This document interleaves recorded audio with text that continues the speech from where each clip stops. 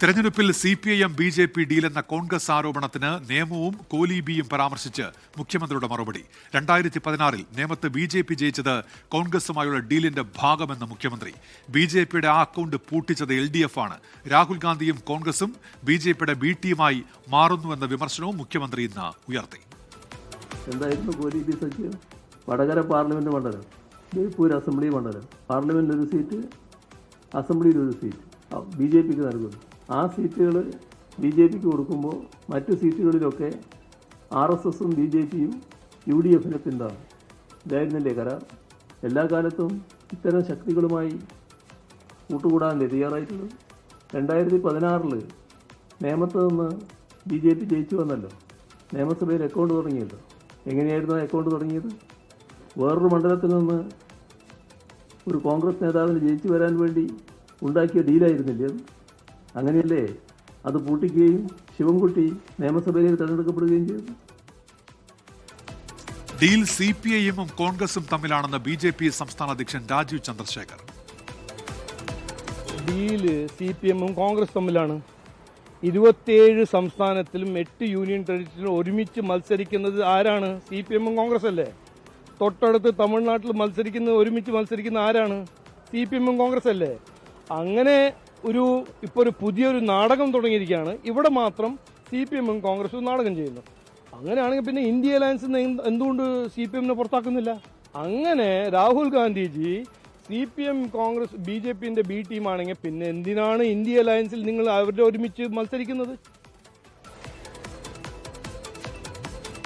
ആരോപണം പ്രചാരണ വിഷയമാക്കാൻ തന്നെയാണ് കോൺഗ്രസിന്റെ തീരുമാനം. കേരളത്തിൽ നടക്കുന്ന രാഷ്ട്രീയ കുതിരക്കച്ചവടമെന്ന് രമേശ് ചെന്നിത്തലയും പറയുന്നുണ്ട്. ശ്രീജിത്താണ് ഇപ്പോൾ തിരുവനന്തപുരത്ത് നിന്ന് വിവരങ്ങളുമായി ചേരുന്നത്. ശ്രീജിത്ത്, ഈ പ്രചാരണം അത് ഇങ്ങനെ കത്തിക്കയറുമ്പോൾ ഈ ഡീൽ ആരോപണമാണല്ലോ ഇപ്പോൾ സജീവമായിരിക്കുന്നത്. ശ്രീജിത്ത്,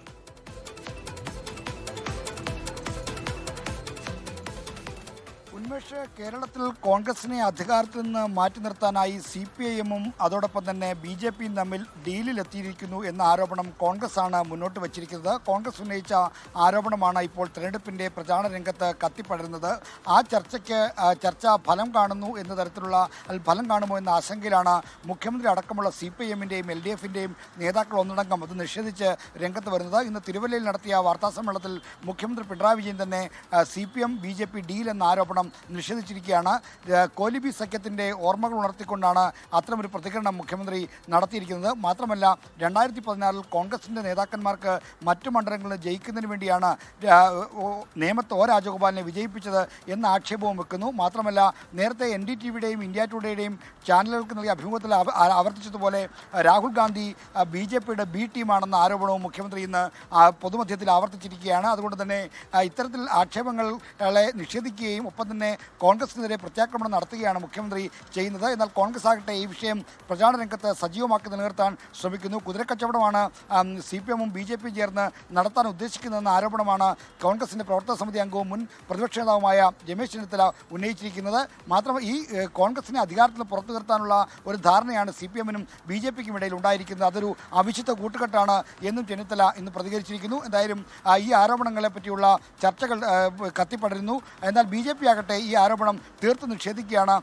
രാജ്യത്തെ 27 സംസ്ഥാനങ്ങളിലും 8 കേന്ദ്രഭരണ പ്രദേശങ്ങളിലും ഒരുമിച്ച് സഖ്യത്തിലുള്ള CPIM-ഉം കോൺഗ്രസും ഇവിടെ മാത്രം ഒരു നാടകം നടത്തുന്നുവെന്ന മറുപടിയാണ് BJP സംസ്ഥാന അധ്യക്ഷൻ രാജീവ് ചന്ദ്രശേഖറിൽ നിന്ന് ഇന്നുണ്ടായിരിക്കുന്നത്.